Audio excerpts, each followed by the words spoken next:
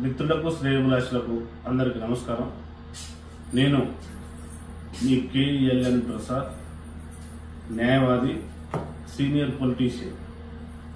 ఈరోజు ఒక hot topic నడుస్తున్నది జమిలీ ఎన్నికల గురించి.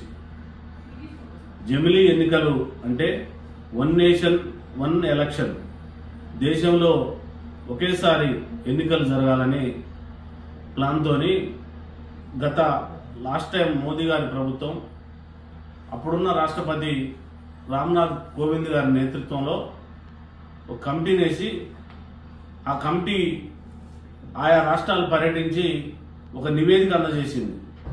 ఆ నివేదికను క్యాబినెట్ కూడా ఆమోదపడం చేయడం జరిగింది.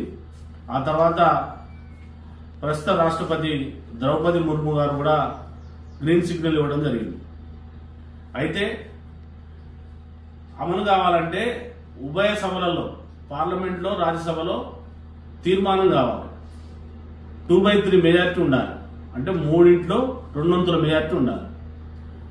వాటి కోసం ఇప్పుడు పార్లమెంట్లో 545 ఎంపీస్ ఉన్నారు.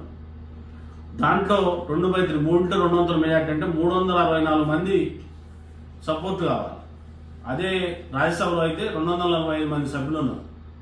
దానికి 2/3 మెజారిటీ అంటే 164 మంది సభ్యులు మెజారిటీ కావాలి. రాజ్యసభలో 112 మంది బీజేపీకి ఉన్నారు. పార్లమెంట్లో 292 మంది బీజేపీకి ఉన్నారు. వారి బలం సరిపోదు. కాంగ్రెస్ ఇతర పార్టీలు, ఇండియా కూటమి అందరు కలిసి సపోర్ట్ చేస్తేనే, ఒక మాయావతి గారు మాత్రం బీజేపీకి జమిలీ ఎన్నికలకు సపోర్ట్గా ప్రస్తుతానికి ఉన్నారు. మరి జమిలీ ఎన్నికలు ఒకే విధంగా జరగాలంటే ఇంకొక ఆలోచన కూడా చేస్తున్నారు.